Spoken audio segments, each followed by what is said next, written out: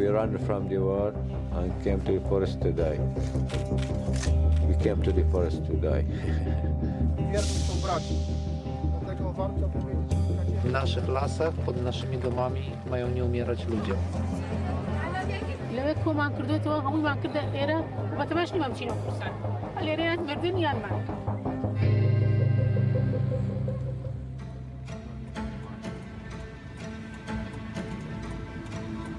On the edge of the Buzgi border crossing between Belarus and Poland, this warehouse has been turned into a giant dormitory by the Belarus authorities.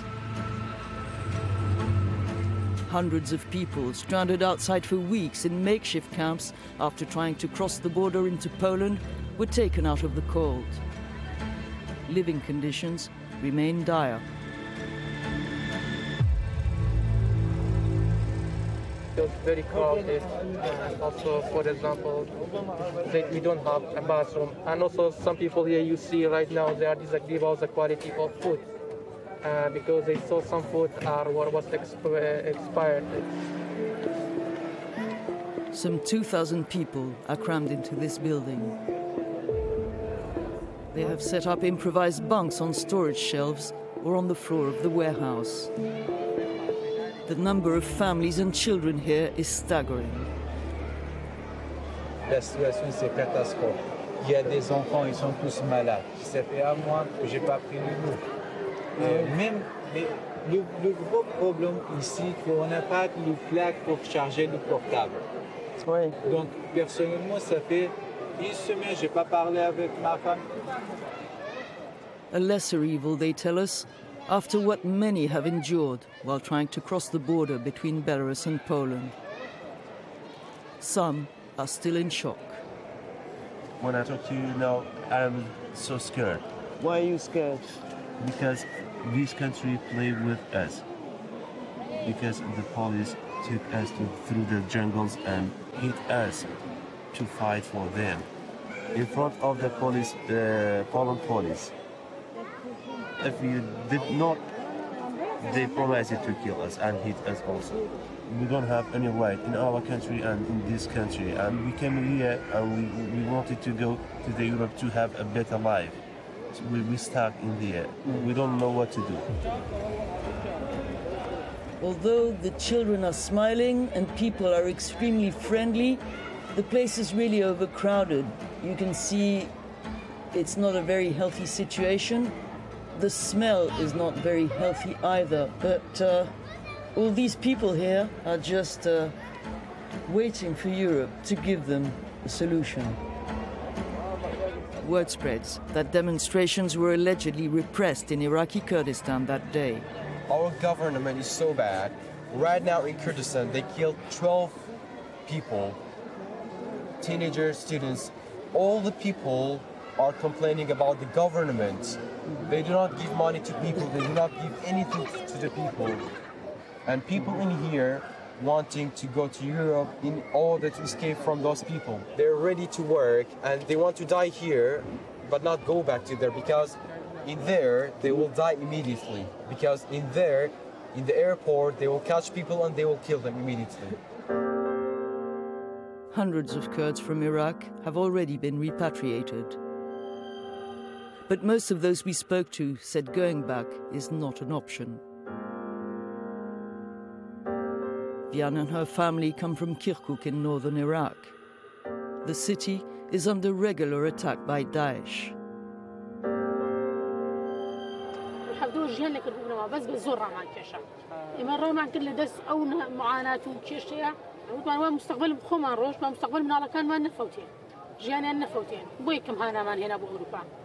كتي أوروبا شي زرقات مالنا كاتو من بالنسبة خوم وعائلة وتما يترودو ما يترو سي ما يتروش بمين موي جوم لينيا يتبدأون الحكومة أوروبا بزانا متشي مع موقعات لما يكون ما كردوتو همي ما كرده إيرش كتي ربنا ودو بارلس فرودس بين وبتماشني ما مشينا كورسان اليرين مردن يان مان.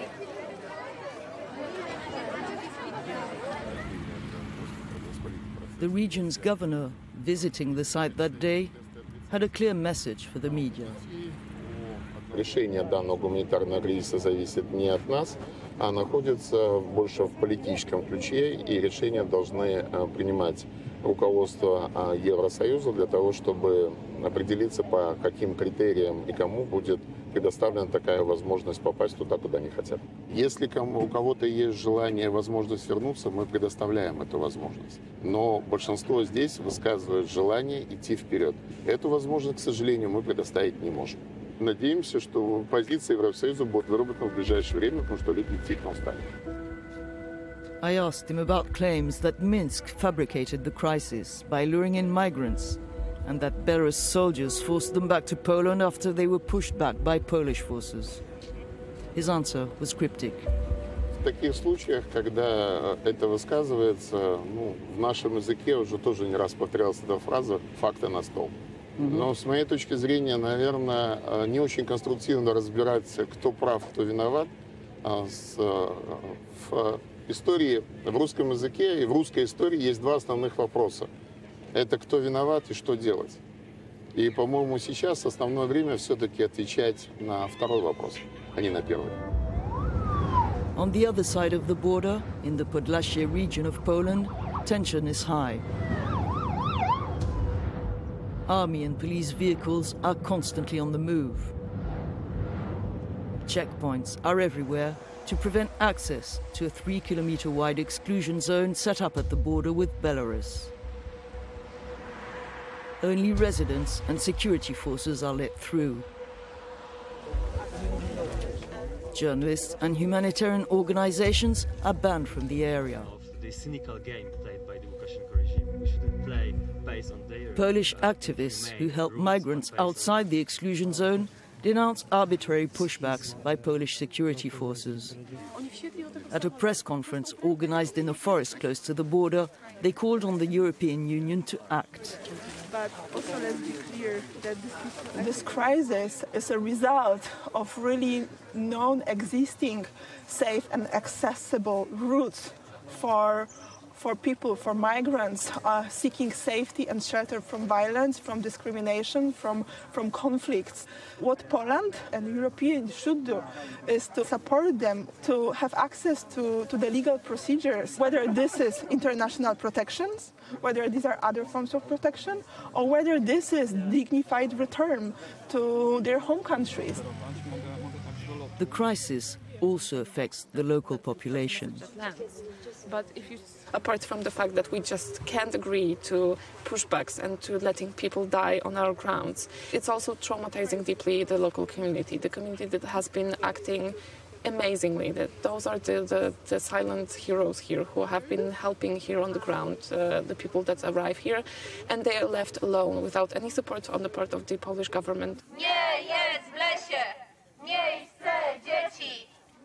Mothers at the border. This is the name of the association created by the women who organized this demonstration. They call for the government to open the exclusion zone to humanitarian organizations and to stop sending migrants back to Belarus, from where they're pushed back to Poland. W polskim lesie umierają dzieci i my jako matki nie możemy się z tym pogodzić. Polska nie respektuje międzynarodowych praw, konwencji praw człowieka i dlatego właśnie chciałam apelować też do Straży Granicznej, żeby nie stosowała pushbacków w stosunku do matek i dzieci, ponieważ to jest działanie nieludzkie. Oliver and Christian are volunteer paramedics. They came a long way to help the teams that are scouring the forest in the border area to rescue those trapped between the Polish and Belarusian security forces. They let me follow them to a place that must be kept secret to meet a group that's about to go on patrol. We have to conceal the identity of those who live in the area. They're afraid of being recognized by the border guards and by extreme right-wing groups who are also on the lookout. Klikasz raz, jest czerwone. Tak. I jak ja powiem, to dopiero jest załączane. Na początku będzie bardzo ciemno, ale my chodzimy bez światła. Okej.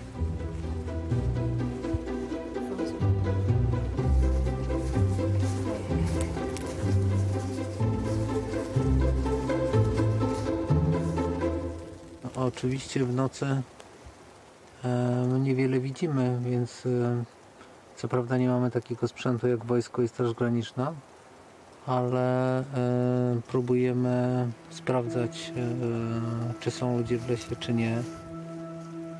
Searches can be random. Jest poszukiwana nawet jedna osoba. Z mojej perspektywy nie ma znaczenia, czy jest to jedna, czy to jest 100. Ja tak uważam, że to jest mój obowiązek, żeby wejść do tego lasu i sprawdzić, czy nie potrzebuje pomocy. W naszych lasach, pod naszymi domami mają nie umierać ludzie. Patrols always take food and other supplies with them. So on our way we find one of the care packages that people leave in the forest. If they don't find any migrants, they leave some bags around on the trees or in places where people can find them. We will not meet migrants, but soldiers who interrogate us. Tutaj w jakim celu przyjechaliście? A spacerujemy sobie po lesie. Tak, no wie pan jakaś sytuacja na granicy, no i musimy sprawdzić to też dla waszego bezpieczeństwa. Jakieś grupy podejrzanych widzieliście? Nie, nie. Wszystko dobrze. Są szczęśliwi. Tak. To be on the safe side, the group decides to stop the patrol and return to the base, determined to return soon. Nasz rząd twierdzi, że jesteśmy państwem wierzącym, tak, katolickim i tak dalej, to się trzymajmy tego katolicyzmu, ale idźmy w dobrym kierunku, a nie w takim obsesyjnym, jak to były krzyżowe wyprawy i tak dalej, bo idziemy w obsesję w tym momencie. To, co robimy w Polsce, to jest typowa obsesja. Niedopuszczenie ludzi, niedopuszczenie innej wiary, niedopuszczenie innej karnacji, niedopuszczenie innej orientacji. Żyjemy we własnym tak naprawdę w takiej otowce, no nie? A bubble that many in Poland want to preserve. In the city of Białystok, the capital of the Podlasie region, far-right demonstrators chose this church as a starting point for a march in tribute to the Polish border guards.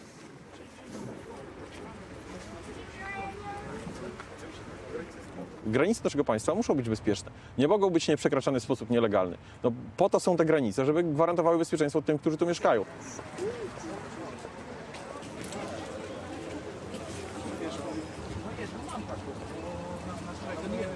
Viva! Viva! Straż Graniczna! Viva! Viva! So officially this demonstration is in support of the security forces protecting the Polish borders. But of course, the narrative goes beyond, including, anti-immigration rhetoric, anti-COVID vaccine, and anti-European rhetoric. W elit zachodnioeuropejskich nie mieści się, że można skutecznie bronić swoich granic. W ich mniemaniu, w ich przekonaniu należy wpuszczać dziesiątki, setki tysięcy, a nawet miliony, jak zrobiła 5-6 lat temu Angela Merkel. Jesteśmy z Euronews. Zgodziłaby się pani nam trochę nie. The demonstrators I try to interview refuse to talk, except for one. Masowa migracja jak najbardziej nie, bo to zaburza tą tkankę społeczną i sprawia, że stajemy się krajem multikulti. Zawsze byliśmy gościnnym krajem i chcemy tych obcych przybyszów tutaj gościć, natomiast nie na zasadzie inwazji. Not far from the city centre and out of sight, foreigners are waiting in this refugee centre in hope of a better life. Survivors of the forest are brought here almost every day. Some of them, like this man being taken to hospital, are deeply traumatized. I have an appointment with a Syrian Christian from the war-torn city of Homs. He arrived here 2 days before with his brother and a fellow refugee. They were rescued in the forest by activists and Polish border guards. They'd come to Belarus on a tourist visa and were helped to the border by smugglers who assured them an easy crossing. Instead, a nightmare awaited them.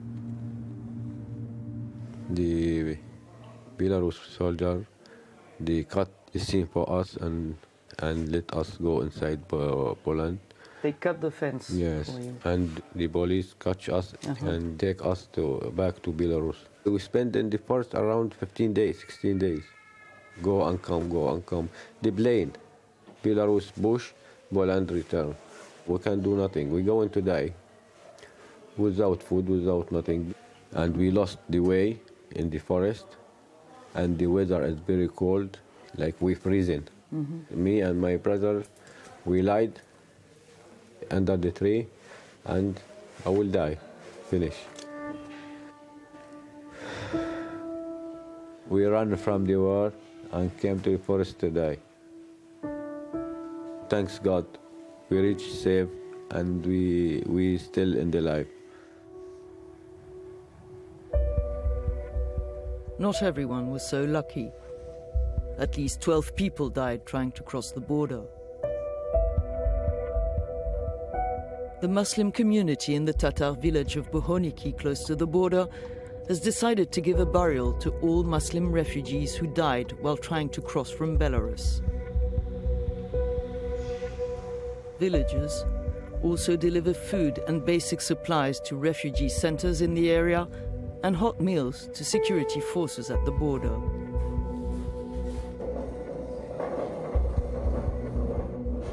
Staramy się pomóc i dla tej strony, bo szkoda jest i imigrantów, i żołnierzy naszych.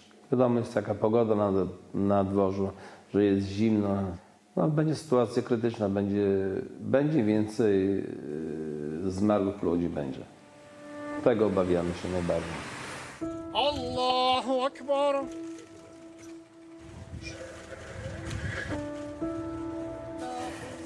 I attend the funeral of a refugee from Yemen who died of hypothermia in the Polish forest. The third burial of a refugee in a week in the village cemetery. A stillborn baby would follow 2 days later. Its mother died shortly afterwards. Incydentalnie dla jednego uchodźcy raptownie się poszerza i zapełnia, a będzie jeszcze tych pogrzebów być może jeszcze więcej. Tragedies that do not deter those who continue to travel to Belarus to try and reach Europe. Like this group that we caught on the streets of Minsk, the Belarusian capital, as they sneaked into one of the many improvised taxis that prosper from transporting migrants to the border. In this flat rented with several companions, Ali is regaining his strength. When we met him, he'd tried to cross the border 3 times. He was brought back to Belarus, in turn by Lithuanian, Dutch and Polish police forces, sometimes brutally.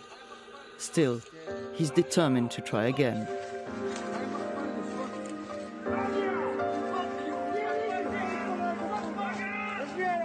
نحن في سوريا، نحن نعيش في منطقة وسطى، يعني صار فيها مشاكل من حرب من 2011 داعش وجبهة النصرة والنظام السوري.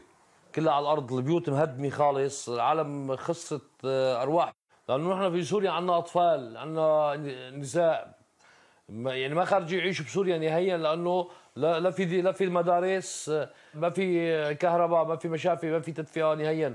نحن عم نطمح للأفضل، نعيش بسلام بأمان أفضل من سوريا، يعني لأنه بسوريا ما انتهت. Whatever the risk and whatever the cost, you will try again and again until you succeed.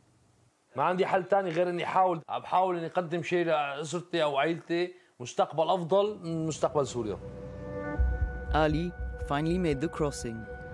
He was rescued in the forest by activists and has asked for asylum in Poland.